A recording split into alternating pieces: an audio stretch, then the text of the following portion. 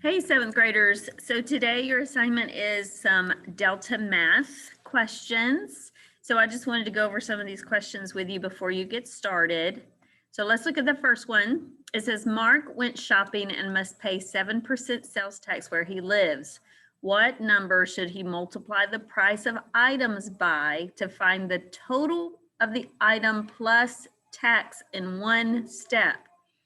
So when you go to the store, you have to pay 100% of the item that you are purchasing. For example, if you're buying a candy bar for $1, when you get to the cash register, they're going to charge you 100% of the price of the item, plus they're going to charge you sales tax. So if they charged you 7% sales tax, you're going to add that to 100% of the price, which means you would have to pay 107% of the price of each item. So you're always going to find the price by turning percentages into decimals. So what would you multiply the price of your items by? You would multiply each of them times 1.07. So that would be the answer. So anytime your price increases, right, whatever you have to pay more than what is marked on the item, you're going to add to 100, whether it's tax or interest or commission, anything like that. You also have some problems where you have to find a discounted price. For example, look at number 2. Jackie is buying a meal. She has a 25% off coupon, right? That means that her price is going to be lower than the original. What number should she multiply the price of her meal by to find out how much she needs to pay for her meal before tax in one step? So Jackie goes to the line, they charge her 100% of whatever the price of her meal is, but then they're going to subtract away 25% of the price. So if you start with an original price and it's discounted, you're going to subtract from 100 to find out that Jackie is going to pay 75% of the price of the meal. So then the question is, what would she have to multiply the price of her meal by to find out how much she owes? She's going to multiply it times 75% as a decimal, which is 0.75. So less than 100%. If anything is discounted, you're going to pay less than 100% of the price. And also, don't forget to turn your percentages into decimals. All right, you'll have a problem like number 3. It says 900 students attend Ridgewood Junior High School. 25% of the students bring their lunch to school every day. How many students brought their lunch to school on Thursday? So basically, it almost looks like a proportion they've set up here. This is our missing quantity over 25 equals 900 over 100. Well, if I solve this, I could go, okay, well, I know I could get from 100 to 25 by dividing by 4, right? Well, if that's true in the denominator, that should be true in the numerator as well.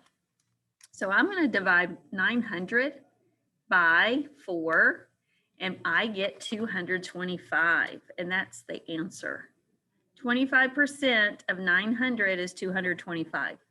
Now, I could also do that problem a different way. I can always cross multiply proportions to solve. So I could multiply this way. 100 times x is 100x.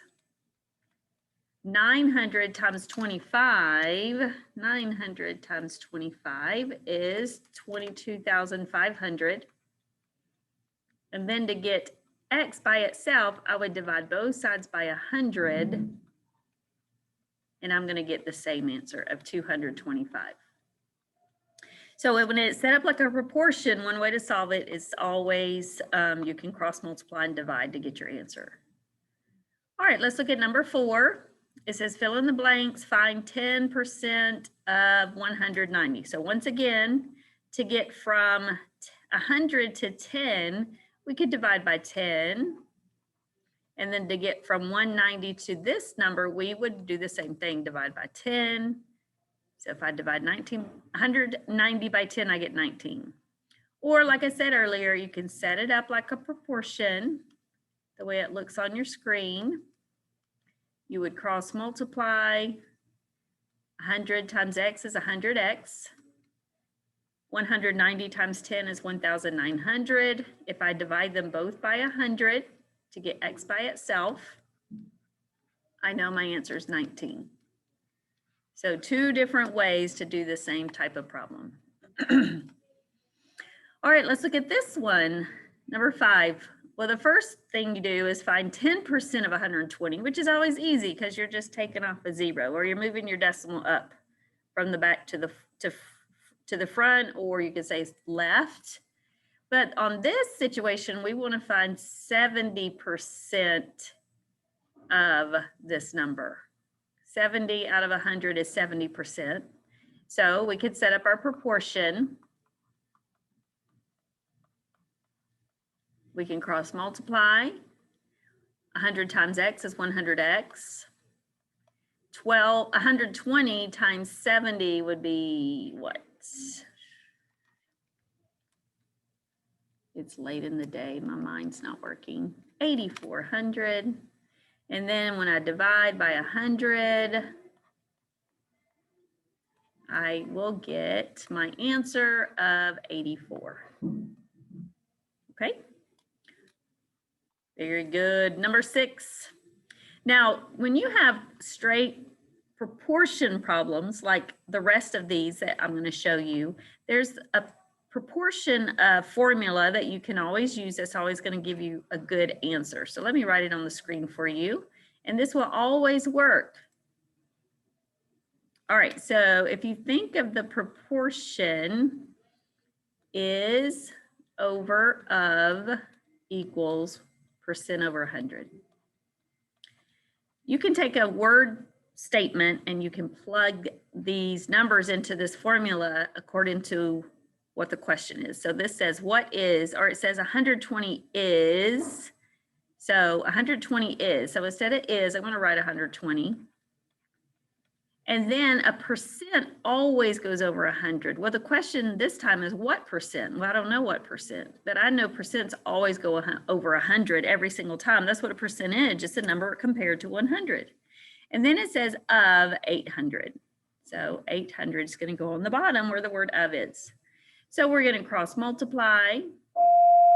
Should I have them check out? Should I have them for checkout? So 800 times x is 800x. And then whatever's multiplied by x, that's what you're going to divide both sides by. So we're going to use our calculator. 1,200 or 12,000, I should say, divided by 800 is 15. So 120 is 15% of 800. And it's already in, if you use this proportion, that's already a percentage. You're not turning decimals into percentages or vice versa. Okay. All right, let's try another one.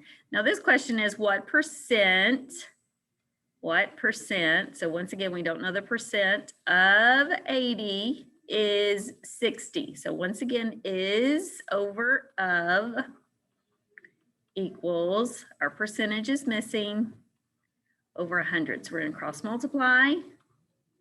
100 times 60 is 6,000 equals 80x.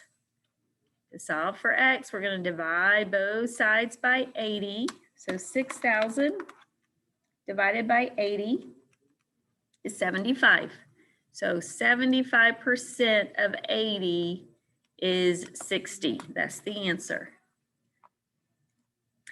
Number 8 is a little different, but we can still use the same proportion. This time we are given the percentage. 90% of 32 is what number? Well, that's what we don't know. That's what we don't know.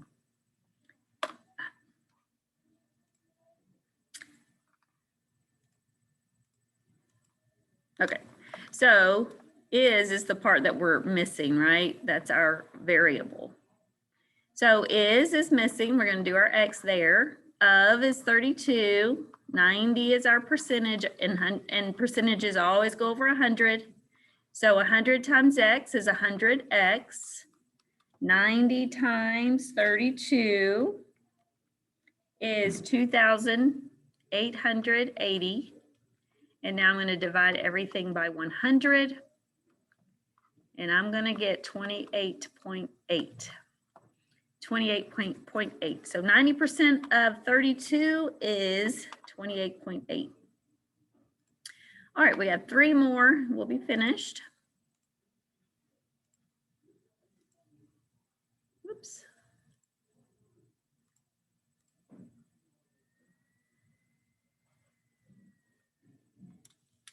Huh. It won't let me erase for some reason.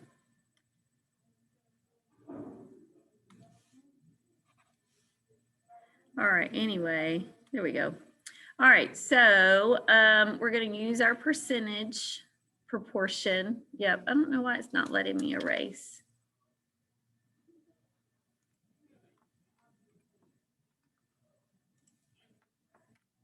There we go. This is not cooperating with me. All right, let's look at these last 3 problems and we'll be done. All right, let me write the percentage proportion up here again. Is over of equals percent over 100. All right, it says what is, that's what we're missing. We know our percentages always go over 100. And then we see of 200. So we cross multiply and divide. We have 100x is equal to 170,000. No, 17,000, sorry. And then when I divide by 100, it basically makes 2 zeros go away. So the answer is 170. Number 10, 114 is, then I see of 600. And then we're missing our percent over 100. So when I cross multiply, I get 11,400 is equal to 600x. I'm going to divide both sides by 600.